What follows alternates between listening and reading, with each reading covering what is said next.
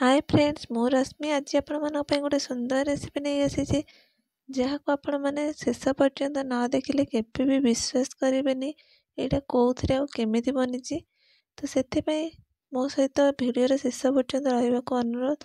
तो ये देखो मु प्रथम किसी सुजी नहीं सहित ये नहीं मुग जाई, जोटा को आम मैंने गाँव में जो मुग जाई रगड़े जाए जोटा बड़ी पड़े मुगर कणी अंशटा, तो सहीटा को मुझे जहाँ को मुझे भल भाव ग्राइंडिंग कर देती।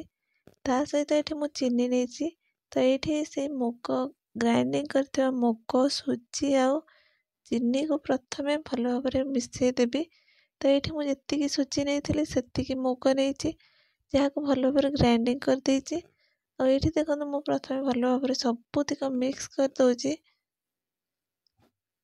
चीनी आपण मैंने निजर टेस्ट अनुसार नेबे, जदि आपण मैंने मिठा अधिक खाऊे तो अधिक टे चीनी नेबे। तो ये देखो मुझे 4-5 चमच चीनी नहीं, तो ये सबूतिक मु भल भाव मिक्स करदेवी। एबे मु गैस लगे दूचे और गैस ऊपर बसईदेवी कढ़ई, कहीं आमको जंतणी बनइबार अच्छी। तो से कढ़ई रे मुझे मेजरमेंट गोटे कंसा नहीं, छोट कंसा। तो से कंसा मुझे अध कंसा मुग आ सुजी को मिक्स करी अध कंसा नहीं, तार फुल कंसा पानी मुझे ढाली दूची कढ़ई रे। तो स्वाद पाई मुझे अल्प टिके लुण मिक्स करी, कहीं जेहेतु आम पा यूज कर तो से अल्प टिके लुण यूज करवा। तो ये मु गुजराती नहीं, गुजराती को गुंड कर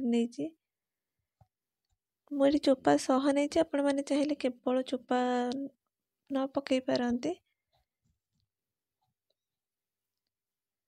पानीटा मुझे प्रथम भल भाव फुटी जा दरकार, पूरा गरम पानी भलरे पानीटा फुटिला पर सुजी आ मुग चीनी जहाँ भी मिक्स कर रखी जो मिक्सचरटा, तो सहीटा मुझे ढाली देती। तापर किसी समय रहा पर ये मु भल भाव खरिका साहाय्य भल भाव मिक्स करदेवी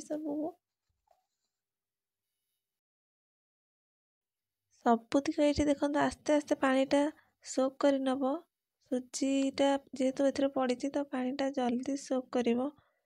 तो ये आस्ते आस्ते गोली चलिए पानीटा सोक कर। तो ये देखो पानीटा आस्ते आस्ते मरी आसूची।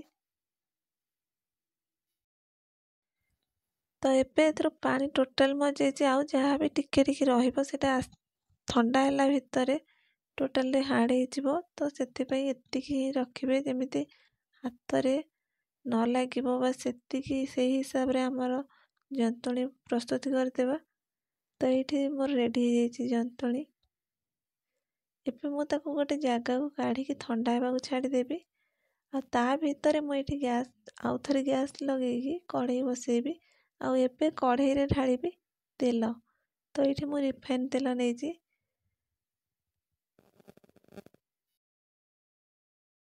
एबे जो जंतुणीटा ठंडा होगा छाड़ी मुझा को चकटी देवी भल भाव। तो ये देखो छोट छोट गुला करी पूरा हाथ में भल भाव। तो ये मुझे तेल हाथ में मारी, जस्ट अल्प टे हाथ में तेल मारी एमती छोट छोट गुला बनईदेवे।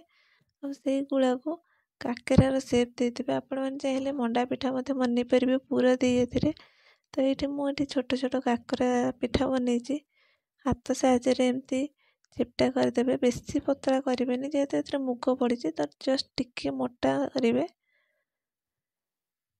तो ये देखो ये मु करदे साइज करेंगे। ये मोर सबूतिक काकरा रेडी हो देखिपे।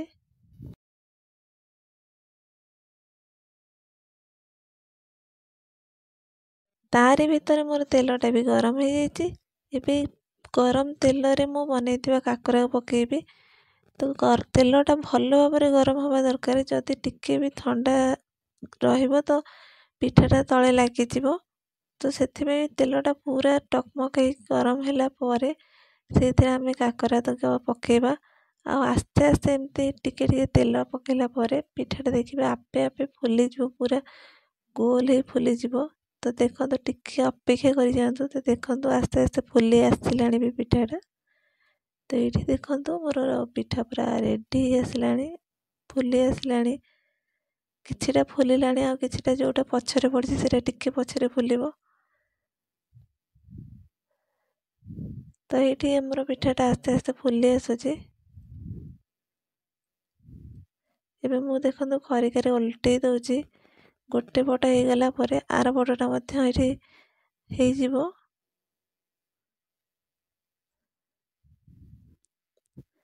एबे देखंतु मोर दुई पट साइड पूरा नाली पड़ी आसिलाणी। ता माने मोर पिठाटा रेडी हो गलाणी। तो एठी देखि पारुथिबे पूरा दुई पट जाक पूरा नाली हो गलाणी। आउ किछि भी तळे भी किछि लागिनी। तो एठी मु पिठा तिक बाहर को बाहर कर देबी। एठी मु गोटे भारी काढ़ी देइछि। एबे बाकी तिक पिठा को मध्य समान प्रोसेस रे छाणी देबी। बस गैस रा फ्लेम सब बळे हाई रखिबे। तो एठी देखंतु मोर बाकी थिबा पिठा को मध्य मु एठी छाणी देइछि।